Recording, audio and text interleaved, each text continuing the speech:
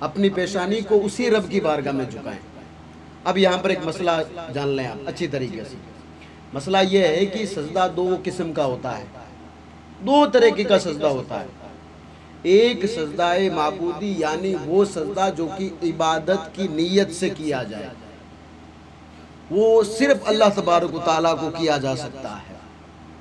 مثال کے طور پر 5 وقت کی نماز میں جو آپ سجدے کرتے ہو، جمعے کی نماز میں جو آپ سجدے کرتے ہو، یا جب قرآن مجید جب آپ پڑھتے ہو، تو جو سجدہ تلاوت کی جو آیت آتی ہے اس وقت جو سجدہ کرتے ہو، یہ اللہ تبارک و تعالیٰ کو سجدہ کرتے ہو۔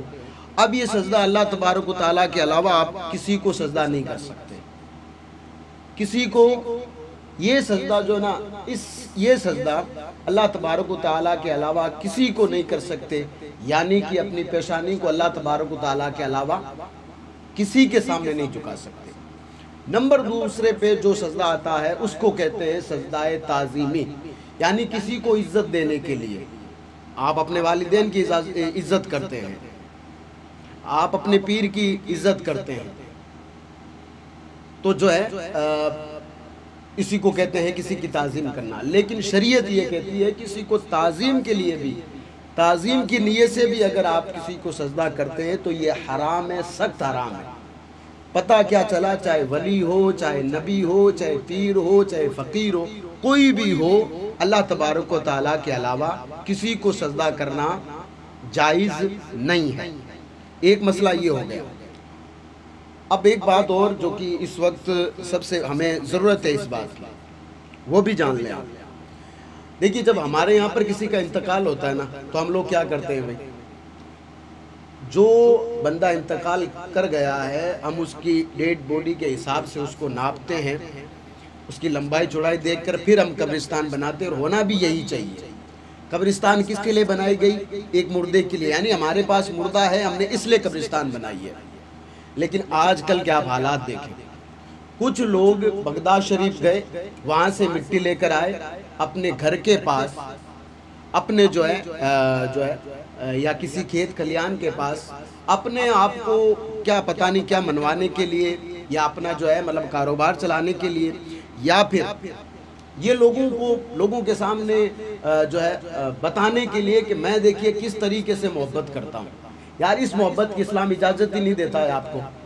وہ وہاں سے مٹی لا کر کے اس کو ایک گڈھا کھود کر اس مٹی کو ڈال دیتے ہیں، اور پھر وہ ایک جو ہے ٹائل وغیرہ لگا کر یا پھر گنبد وغیرہ بنا کر لوگوں کو کہتے ہیں یہ دیکھو یہاں پر غوث پاک کا مزار ہے۔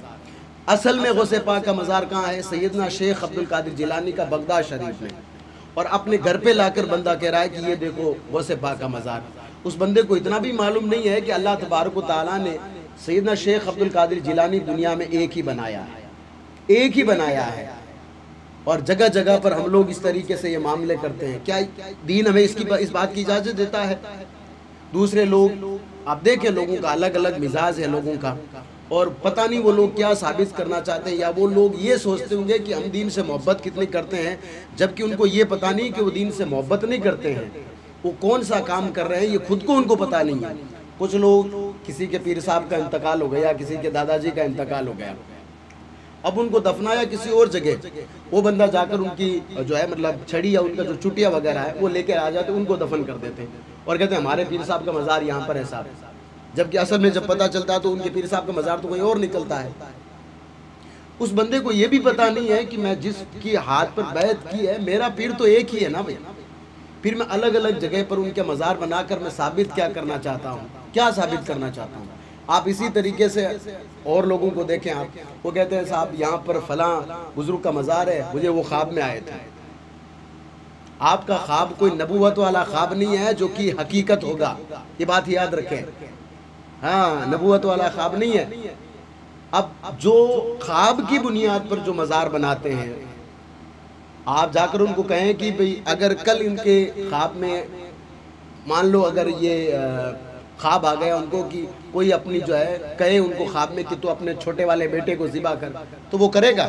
نہیں کرے گا، وہ کہے گا نہیں جی خواب جھوٹا بھی تو ہو سکتا ہے۔ تو یہاں پر آپ کو کس نے آپ کو سند دے رکھی ہے کہ یہ خواب آپ کا سچ ہے؟ کس نے آپ کو کہا یہ خواب سچ ہے؟ کچھ لوگ کہتے تھے یہاں پر فلاں جو ہے بزرگ کا چلہ تھا. پہلی بات تو ہماری قوم کو یہ بھی معلوم نہیں ہے کہ چلے کا اصل معنی کیا ہے, مطلب کیا ہے. چلے کا مطلب یہ ہوتا ہے کہ کوئی بزرگ ہو, اللہ والا ہو. مثال کے طور پر کوئی پرانے زمانے میں کوئی پیدل حج کرنے گیا ہو, بھی کوئی کئی تو بیچ میں جو ہے مطلب وصال بھی کر جاتے تھے, لیکن وہ رات جہاں پر رکا, اب وہ رات بھر وہاں بیٹھ کر کے اللہ اللہ کرتا رہا. اس زمین کو لوگ کہتے تھے بھئی یہ زمین جو ہے مبارک زمین ہے. بھئی آپ کے گھر میں کوئی بزرگ تھے جو کہ نماز پڑھتے تھے, انہوں نے ایک ہی جگہ نماز کے لیے فکس کر رکھی تھی. اب آپ یہ سوچ رہے ہیں کہ اس زمین پر ہمارے جو ہے بزرگ نماز پڑھتے تھے, بالکل وہ زمین جو ہے تبرک والی زمین ہے, بابرکت زمین ہے, لیکن آپ کو یہ اجازت نہیں ہے کہ اس زمین کو کھود کر کے یا زمین پر قبر ٹائپ یا پھر جو ہے یہ مزار ٹائپ بنا کر لوگوں کو بلائیں کہ یہاں عرس مناؤ, یہاں چادر چڑھاؤ, یہاں گنبد بناؤ. یہ ہرگز جائز نہیں ہے. اور یہ بات یاد رکھیں, دنیا والوں کو تو آپ ہیلے بہانے کچھ بنا سکتے ہو کہ میں نے یہ کرنے کے لیے کیا تھا. اللہ اس کے رسول کے سامنے آپ قیامت کے دن جواب کیا دو گے؟ اور اگر ان کو سمجھانے جاؤ گے تو کچھ لوگ کہتے تھے ہمارا پریوار آپ جانتے ہو یہ فیملی میٹر ہے, اور ان کے پریوار والے کہتے تھے یہاں صاحب ہمارے والے صاحب رہتے ہیں, وہ غلط تھوڑی ہے. وہ غلط کیوں نہیں ہو سکتے صاحب؟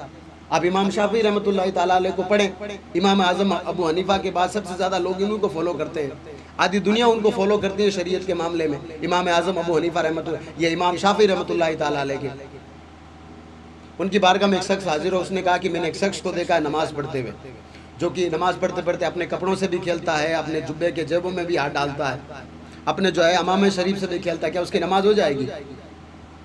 امام شافعی نے کہا تم جاؤ, اس کی نماز ہو جائے گی.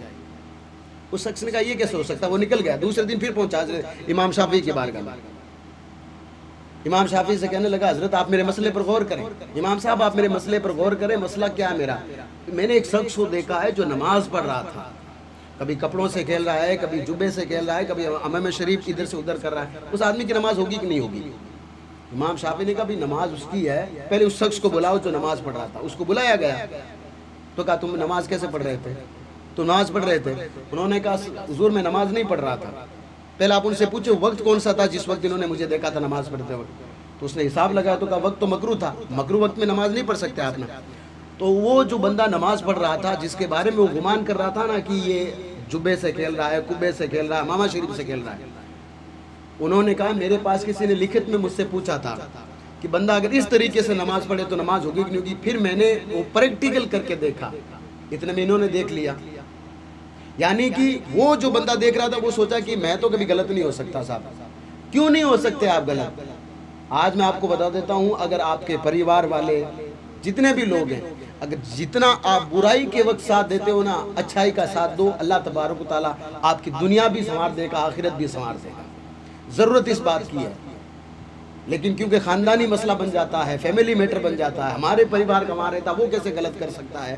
دیکھیے غلطی کسی سے بھی ہو جاتی ہے, اور مر کر کے یہ فیملی والوں کو, پریوار والوں کو جواب نہیں دینا ہے, جواب اللہ تبارک و تعالیٰ کو دینا پڑے گا.